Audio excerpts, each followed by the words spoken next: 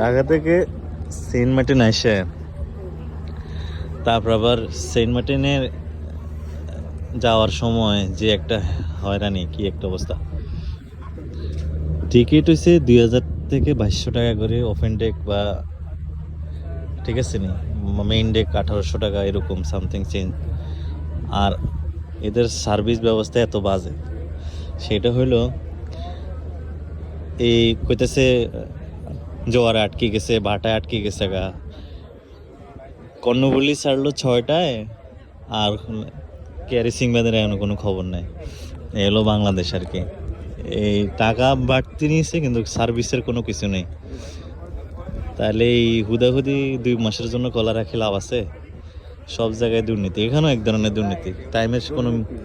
টাইমের কোনো মূল্যই নেই, যে যেরকম খাইতেছে এরকম হইতেছে।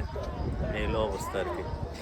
সিটিং বাজে ভাড়া কোনো টাইম শিডিউলের ইম্পর্টেন্ট নেই, কিন্তু এক একটা টিকিটের দাম 1800 বা 2000 এরকম, ওপেন ডেক মেইন ডেক।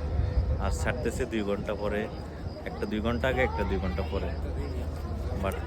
বাটপারি আলাপ। আসা যাওয়া প্রায় হ্যাঁ।